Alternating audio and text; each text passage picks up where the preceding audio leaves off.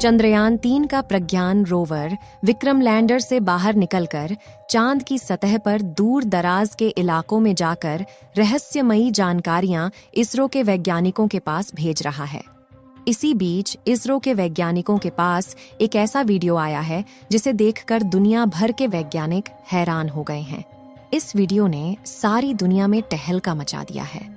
Video को दिखाने से पहले हम आपको कुछ जानकारियां देते हैं। प्रज्ञान रोवर चांद के दूर दराज इलाकों में घूम रहा है और चांद की वीडियो को इसरो के वैज्ञानिकों के पास भेज रहा है। चंद्रयान-3 का विक्रम लैंडर 23 अगस्त के दिन चांद की सतह पर शाम को 6:04 पर सफलतापूर्वक सॉफ्ट लैंडिंग किया था। क्योंकि चंद्रयान का लैंडर धरती से लगभग 3,84,400 किलोमीटर दूर स्थित चांद तक के सफर को लगभग 40 दिनों में पूरा किया था, इसलिए रात भर विक्रम लैंडर को आराम करने दिया गया और सुबह 24 अगस्त के दिन विक्रम लैंडर का गेट खुला और प्रज्ञान रोवर चांद की सतह पर बाहर निकल गया। इस वीडियो में आप देख सकते हैं कि चंद्रयान-3 का रोवर प्रज्ञान कैसे धीरे धीरे चांद की सतह की ओर रवाना हो रहा है। चंद्रयान-3 के इस चहलकदमी को देख सारी दुनिया में टहलका मचा हुआ है। लेकिन दोस्तों, इसमें हैरान कर देने वाली बात यह है कि चंद्रयान का प्रज्ञान रोवर चांद की सतह पर जहां जहां भी घूम रहा है वहां पर अपने टायर के निशान छोड़ रहा है, जिसमें भारत का अशोक स्तंभ और इसरो का चिन्ह छपा हुआ है। और दोस्तों, ऐसा पहली बार हो रहा है क्योंकि चांद के दक्षिणी ध्रुव पर पहली बार भारत के चंद्रयान-3 ने ही लैंडिंग की है और इसी के साथ भारत चांद के दक्षिणी ध्रुव पर उतरने वाला पहला देश बन गया। अमेरिका, रूस, चीन समेत अन्य किसी भी देश की हिम्मत चांद के इस इलाके में उतरने की नहीं हुई, जबकि हमारे भारत के होनहार वैज्ञानिकों ने चांद के इस इलाके में अपने अंतरिक्ष यान को उतारने में सफलता प्राप्त की है। यहाँ तक कि अमेरिका ने लगभग 18 मून मिशन कर लिया है और रूस ने भी 25 मून मिशन कर लिया है। अगर बात करें अमेरिका की, तो इन्होंने चांद पर इंसानों को भी भेज दिया है, लेकिन चांद के उत्तरी ध्रुव में सारे मिशन किए गए थे, जबकि दक्षिणी ध्रुव में कोई भी मून मिशन नहीं किए गए थे। तो आखिर चंद्रयान के प्रज्ञान रोवर ने ऐसा क्या कमाल कर दिखाया जिससे दुनिया भर में भारत की ही नारे गूंज रहे हैं।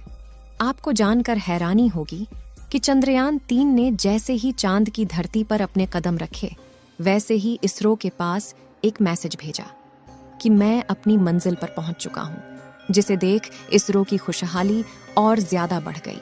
इसरो के वैज्ञानिकों की आंखों से खुशी के आंसू बहने लगे थे।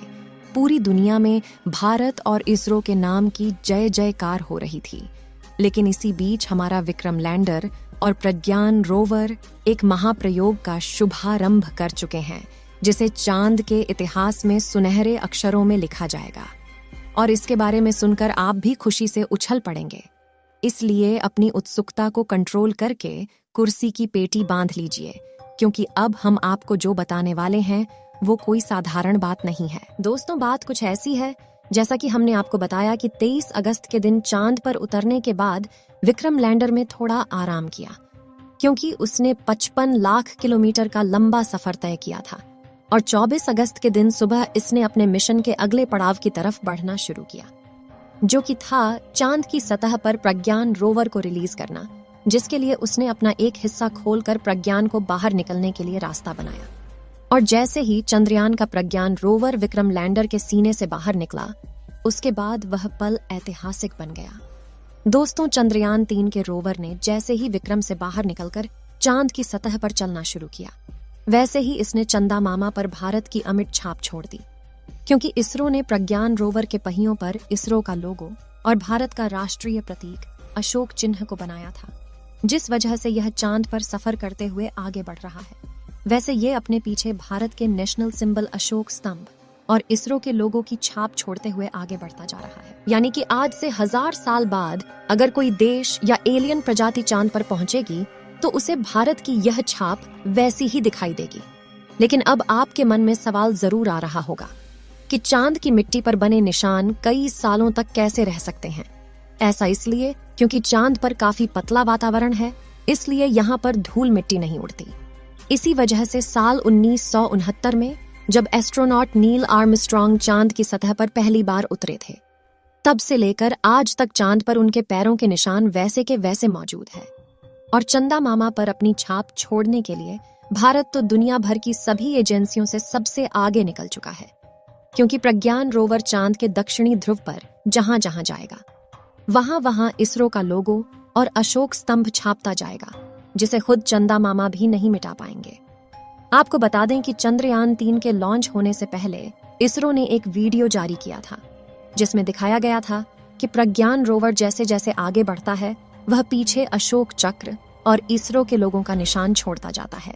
और अब वैसे ही अपने सफर की शुरुआत करके प्रज्ञान रोवर ने चांद की खाली जमीन पर भारत की कामयाबी का कारनामा करना शुरू कर दिया।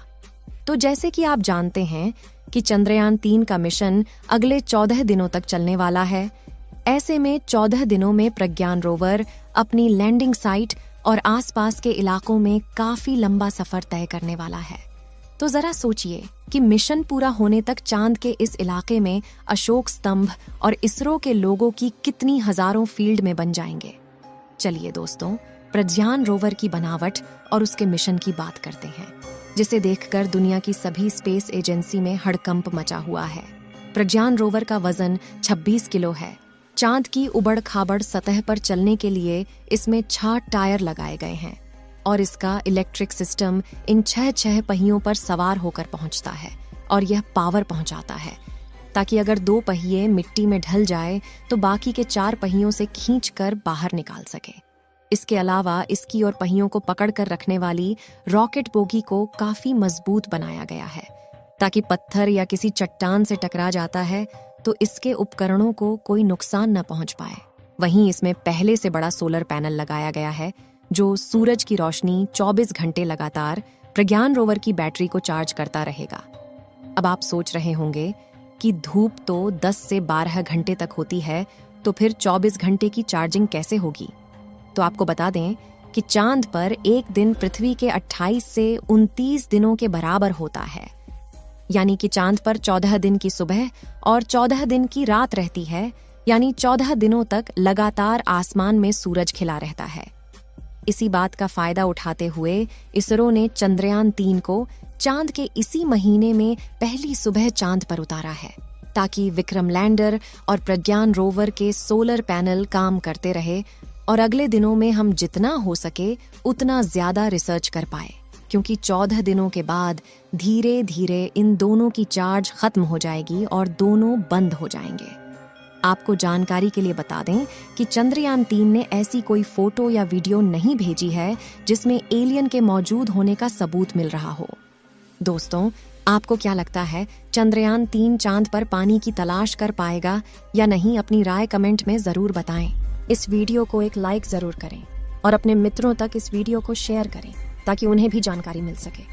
और भी नॉलेजेबल वीडियो के लिए अपने भरोसेमंद चैनल को सब्सक्राइब जरूर करें और बेल आइकन को ऑल पर सिलेक्ट करना बिल्कुल ना भूलें। मिलते हैं किसी और नॉलेजेबल वीडियो के साथ। वीडियो को अंत तक देखने के लिए धन्यवाद।